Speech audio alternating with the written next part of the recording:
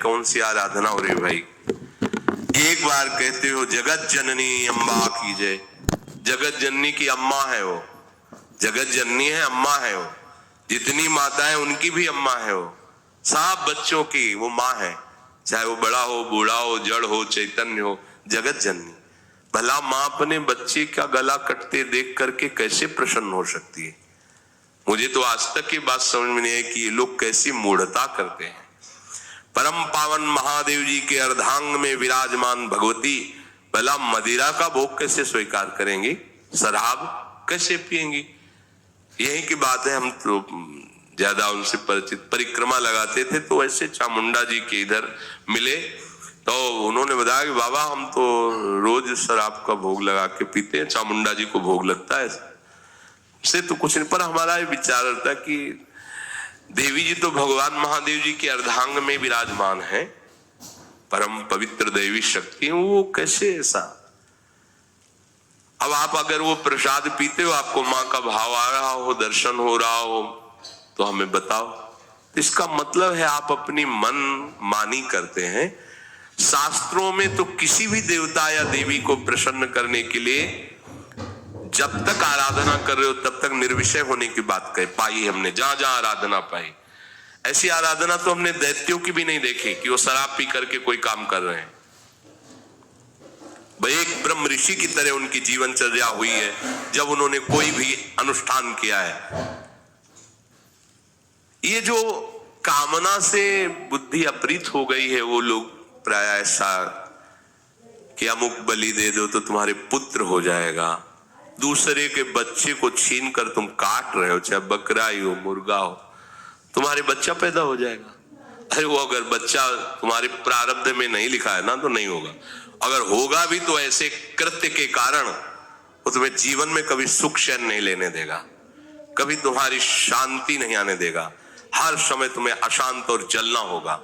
अधर्म से किया हुआ जो भी अनुष्ठान है उसका परिणाम विनाशकारी और दुखदायी होता है। भगवान कहते हैं ये ज्ञान इनका अपहरण हो चुका होता है कामना के कारण।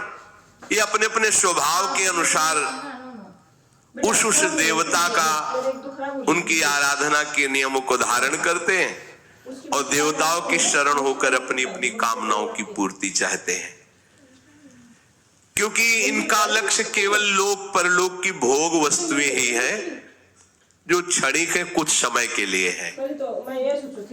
भगवत प्राप्ति करना है, विवेक जागरण करके सत्य वस्तु में स्थित होना है, ये कामना की पूर्ति वाले लोग नहीं जान पाते हैं। बढ़िया उपाय पीछे भगवान ने बताया था कि यदि आप कोई कामना भी करते हो और हमारी शरण में आ जाओ, हमेशा कामना की पूर्ति चाहो, पर भगवान की तरफ आने पर देखो एकदम ब्रेक लग जाती कि आप ऐसा ऐसा भोजन नहीं करोगे, ऐसा संग नहीं करोगे, ऐसा, ये सबको बड़ा कठिन लगता है और मनमानी आचरण भी करते रहो और देवता कामना की भी पूर्ति कर देगी, ये मार्ग सरल लगता है। धन संग्रह की कामना, भोग भोगने की कामना, ये दो बातें सबको परेशान किए हुए हैं और दो बातें एक ही जगह बहुत जोर से पूर्ण हो जाएंगी। जो ही भगवान की शरण होगे तो भगवान के चरणों में मां लक्ष्मी वास करती, धन की इच्छा नहीं रह जाएगी, देख लेना। हृदय से हो जाओ, हृदय से शरण हो जाओ और भगवान सब सुखों का हेतु है, इसलिए किसी सुख भोगने की इच्छा नहीं रहेगी। पर ये पहले सबको समझ में नहीं आती, सबको लगता है ऐसा करो, कोई विधान किए, इतना अनुष्ठान किया, इतना दान पुण्य किया और इतना मिल गया, ये अच्छा लगता है, इसीलिए देवताओं की तरफ ज्यादा भागना होता है। श्री भगवान कह रहे हैं स्वभावो मूर्धनि वर्तते, ये स्वभाव के कारण ही ऐसा करते हैं। ऐसा कोई भी देवता ना स्वयं मोक्ष को प्राप्त है ना तुम्हें मुक्त कर सकता है। एक छोटी सी शक्ति उसके अंदर है, जैसे गांव के प्रधान की शक्ति एक सीमा में, फिर उसके ऊपर, फिर उसके ऊपर, फिर ऊपर, ऐसे ही है। ये सब छोटी छोटी शक्तियां सब भगवान ने ही दी है, लेकिन वास्तविक कामना की पूर्ति तो केवल श्री हरि से होगी, दूसरे से नहीं होगी। अपने जितने सत्संग सुनते हैं अपने को अनन्य हो जाना है, कोई भी कामना नहीं रह जाएगी, न जीने की, न धन की, न सुख। ऐसी मस्ती आएगी, मान लो कोई साधना कोई अनुष्ठान करने की जरूरत नहीं, भगवत आश्रित हो जाओ और नाम जितना बन सके उतना नाम गुनगुनाते रहो, पड़े रहो भरोसे पे। वो चीज मिलेगी जो कहीं किसी साधना से नहीं मिलती। ये जीवन की सार बात आपको बता रहे हैं। आपको जो चाहिए वो मिल जाएगा, बस हमारी प्यारी जो की शरण हो जाओ, जितना बने नाम जपो, अन्य आश्रय रहित हो जाओ, सब ठीक हो जाएगा। ये जो बेचारे कामना से जिनका ज्ञान अपहृत हो गया वो यहां तक आ ही नहीं पाते, वो उसी में फंसे। अगर कहीं थोड़ा सा पवित्र भाव भी हुआ तो देवताओं का अवलंबन ले लेते हैं और उनसे अपनी कामना की पूर्ति के लिए आराधना करते रहते हैं। ये अमूल्य जीवन जो भगवत प्राप्ति के लिए था, निष्कामता के लिए था, भगवत प्रेम के लिए था, वो ऐसे ही खो देते हैं। संतों की आज्ञा में बहुत कृपा भरी होती है। अगर कोई उनकी आज्ञा का पालन कर ले तो परम कल्याण निश्चित है, परंतु महात्मा की आज्ञा का पालन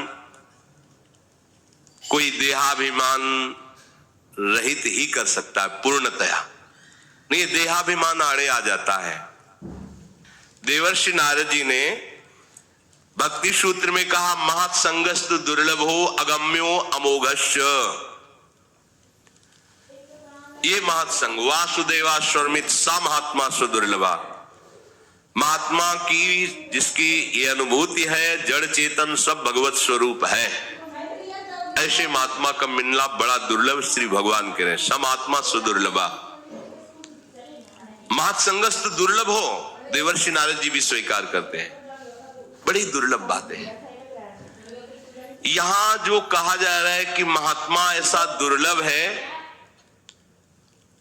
वो दैवी संपत्तिवान, साधु स्वभाव वाला, पूर्ण सदाचारी, भागवत धर्म का अक्षरशः पालन करने वाला और निरंतर भजन परायण, ये महात्मा का लक्षण है। खोए रतन फिरत जे घर घर, कौन काज ऐसे जिए। क्या जीवन ऐसा, अगर हम भगवान के भक्त का वेश धारण करके अपनी रसेंद्री और जनेंद्री के सुख के लिए भटक रहे तो धिक्कार है, हमारे जीवन को धिक्कार है। श्वांग रचने से काम नहीं चलता। अपने जीवन को प्रभु के चरणों में जो समर्पित कर देता है वही महात्मा बनता है। मनमानी आचरण बड़ा विचित्र खेल है। हम भेष रख करके भी वही करना चाहते जो संसारिक जन करते हैं। ये हम में और संसारिक में अंतर क्या रहा? संसारिक विषयों में टूट जाता है और साधु विषयों पर विजय प्राप्त करता है। संसार में विषयों का महत्व है, भागवतिक महापुरुषों के हृदय में बमन के समान त्याज्य दिखाई देते हैं। आसपास भले ढेर लगा रहे, कहीं आसक्ति नहीं है। उनकी आसक्ति प्रभु के नाम में है, प्रभु के रूप में, प्रभु के लीला में, प्रभु के धाम में है। सच्चे हीरो की भांति ऐसे महात्माओं की संख्या बहुत नहीं होती। समात्मा सुदुर्लभा, ऐसे महात्माओं की बहुत संख्या नहीं, बहुतायत नहीं होती। एक बार श्री वल्लभाचार्य जी के शिष्य ने कहा, प्रभु मुझे 100 ब्राह्मण पवाने हैं। बड़ा अच्छा है, किसी भी एक वैष्णव को पवा दो, 100 ब्राह्मण का फल प्राप्त हो जाएगा। तो 100 ब्राह्मण को आराधन करने की, भोजन पवाने की जो फल है, वो फल वृत्ति तुम्हें एक वैष्णव के सेवन से मिल जाएगी। ओ, तो फिर महाराज हम 100 वैष्णव पवाएंगे। हाँ, एक भगवत प्रेमी महात्मा को पवा देने से शास्त्रों वैष्णवों की आराधना करने का फल प्राप्त हो। तो महाराज हम 100 भगवत प्रेमी को पवाएंगे। मौन हो गए वल्लभाचार्य जी। तो उनका गुरु जी आप मौन क्यों हो गए?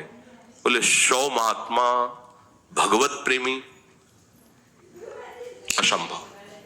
100 संख्या में असंभव बोल दिया था वल्लभाचार्य जी ने कि आप ढूंढो और 100 महात्मा मिल जाए भगवत प्रेमी, असंभव। जमातों में, उपदेशकों में खोज करने पर आपको सदाचारी मिल सकते हैं, कर्मकांडी मिल सकते हैं, ज्ञानी मिल सकते हैं, प्रवचनकर्ता मिल सकते हैं, लेकिन भगवत प्रेमी महात्मा जो सर्वत्र भगवत अनुभूति से तृप्त हैं, जिनकी दृष्टि में ब्रह्म के सिवा कुछ नहीं है, ऐसे तो केवल हरि की कृपा से मिलते हैं। परम दुर्लभ है ऐसा महापुरुष का संग मिलना, और ऐसे महापुरुष का संग मिला तो उसका परिणाम आप में दिखाई देगा, किसी से पूछने की जरूरत नहीं। बोले महापुरुष के मिलने को हम कैसे जाने कि कोई महापुरुष, आप नहीं जान सकते, क्योंकि वो इंद्रियातीत तत्व में स्थित है। आप इंद्रियों से कैसे जानेंगे? वो मन बुद्धि के अतर्क विषय है, तो तुम मन बुद्धि से कैसे जान पाओगे? पर आप पर प्रभाव पड़ेगा, इससे जान सकते हो। जिनके संग से संसार फीका लगने लगे, भूले ग्रह व्यवहार, जिनके संग से तुम्हारे हृदय में वैराग्य बढ़ने लगे, विषय त्याग का उत्साह आने लगे, भगवान नाम जप करने की रुचि होने लगे, और इसी जन्म में भगवत प्राप्ति करूंगा ऐसा निश्चय होने लगे, जान लेना मुझे महात्मा का साक्षात्कार हो गया है। मुझे महात्मा का संग, यही महात्मा के संग का फल है। परम दुर्लभ योगी ज्ञानी जनवांछित भगवत प्रेम की प्राप्ति का तुम्हारे हृदय में उत्साह हो जाएगा। ऐसे महात्मा के दर्शन, संभाषण और सानिध्य से आप में प्रभाव आ जाएगा। आपको अपने में देखना है कि मेरा परिवर्तन, मेरे ऊपर क्या प्रभाव पड़ रहा है। पर आप मनमानी आचरण करो, उनकी बातों का उल्लंघन करो तो नहीं होगा। चाहे जितने बड़े महापुरुष के समीप रहो, यदि उनकी आज्ञा को उल्लंघन करोगे तो कोई प्रभाव नहीं पड़ेगा। ये भी बात ध्यान रखो। महाप्रभु श्री कृष्ण चैतन्य देव भगवान के स्वयं अवतार हैं, वो कोई जीव नहीं है, ईश ही आए हुए आचार्य रूप में। और कृष्णदास नाम के एक वैष्णव उपासक को आपने ही स्वयं तीर्थ यात्रा के लिए स्वीकृति दी, कृपा करके। और रास्ते में जब महाप्रभु यात्रा कर रहे थे तो एक परिकर मिला भेषधारियों का, जो वाम मार्गी थे, वाम मार्गी वेद के विरुद्ध आचरण करते थे। महाप्रभु तो बेशुद्ध अवस्था में रहते थे। उनके प्रलोभन से कृष्णदास जी उनके पास चले गए। वो लोग वाम मार्गी जिससे शास्त्र निषेध करता है, आप ये न करो, ये न करो, वो सब करते थे। व्यभिचार आदि, मद्यपान आदि, ये सब करते थे, वाम मार्गी।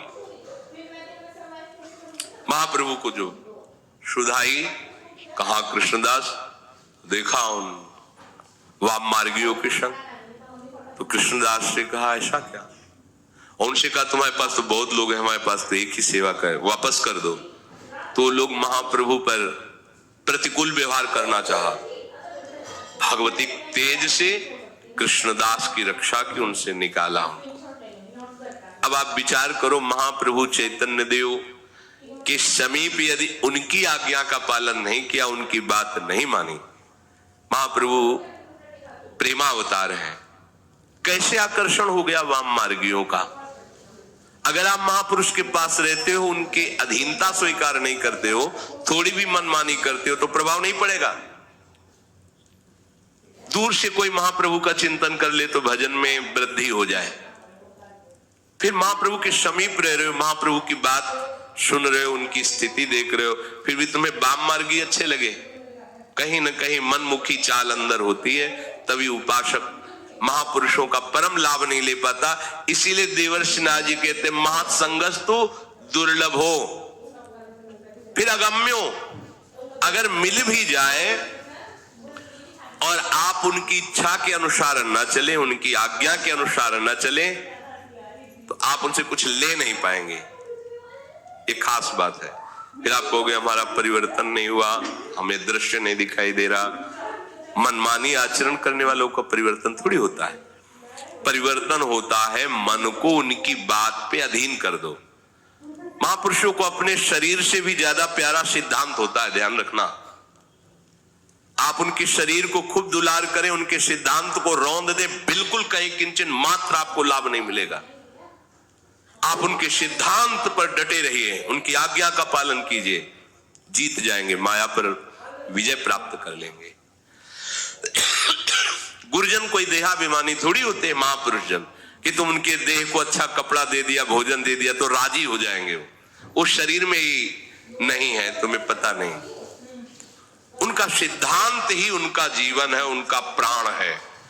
महापुरुषों के सिद्धांत पर कोई बिरला ही चल पाता है, नहीं मनमानी आचरण के बिना वो मनुष्य जीने नहीं देगा। मन चाहता है मेरे अनुसार करो, बहुत जन्म से करवाता रहा है, इसीलिए त्रुटि हो जाती है।